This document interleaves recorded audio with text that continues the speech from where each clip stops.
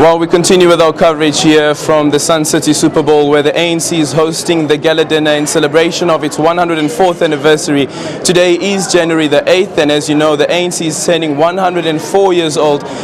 Tomorrow will be the big event where President Jacob Zuma will be delivering the ANC's NEC statement on January the 8th. That's the big event that will be taking place at the Royal Bafokeng Stadium. But today is the gala dinner that's taking place here at the Sun City Super Bowl. Various guests have arrived. Jeff Khadja, we saw Stumo Dlamini that we spoke to earlier on, who's the COSATU president, and some international guests as well. And right now, I'm graced by the presence of Khadja Nin. Thank you so much for joining us. Thank you. And she's an artist from Burundi. Let's first start with the situation in Burundi. When you think about what's currently happening in your country, what goes through your mind?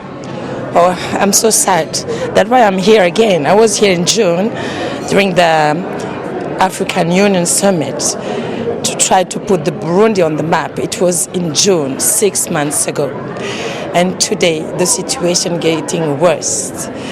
This president, ex-president, doesn't want to go.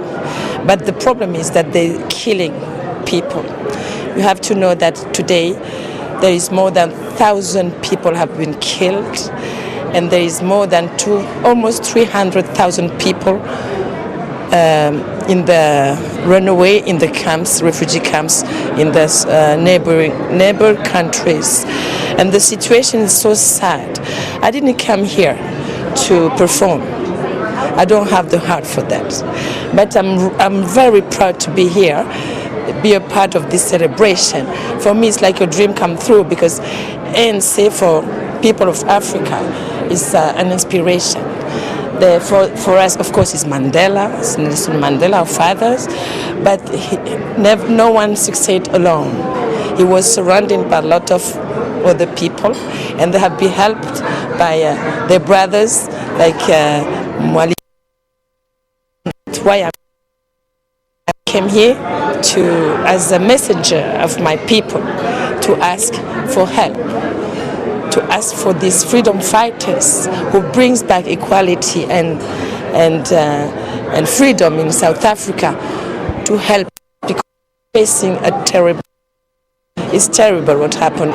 Every day people are, how can I say? The everyday life is very hard, because even economy is down. You have to know that Burundi, the budget of Burundi, more than half of the budget from Burundi come from Europe, European Union, Belgium, Switzerland, etc. They cut them. Then today the situation is very difficult, and but it's a celebration day. Then I feel I'm standing by my. I hope they will assist us. You speak quite fondly of the ANC, and it's not the first time that you've been here, as you've indicated. You've been here in June as well. Do you think that the AU is doing enough to stabilize Burundi? Not yet, but they started. They started in June. They said, this man doesn't listen. He doesn't listen. He doesn't want to talk. He doesn't listen. There were peace talks where it was supposed to take place in Arusha on January 6th. They said they don't want to come. African Union, they said they want to send 5,000 peacekeepers in Burundi, to protect the people before during the talks, And Nkurunziza said he will consider that is how would you say? They will fight against them, but because they don't want them, How do you say in English? I'm sorry, but he doesn't want them. He doesn't want to talk. He doesn't want people, But he's still killing people.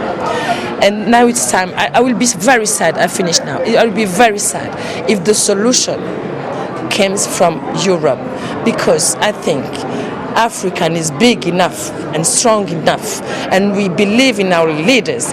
They have to find a solution. Their mission is to protect them people. This is the number one, and I count on them. If the solution comes from outside, I will be so sad. for me it's impossible. That's why I'm here. Okay, thank you very much. I can see the pain there in your eyes as you speak of Burundi right there. And we know that the AU has tried to intervene, and we know that various other bodies have been trying to intervene with what's currently happening in Burundi. But Pierre Nkurunziza is quite clear that, listen, I'm the president of the country, and that's the end of the matter. And the Constitutional Court of Burundi obviously saying that he has every right to be standing for a third term. It's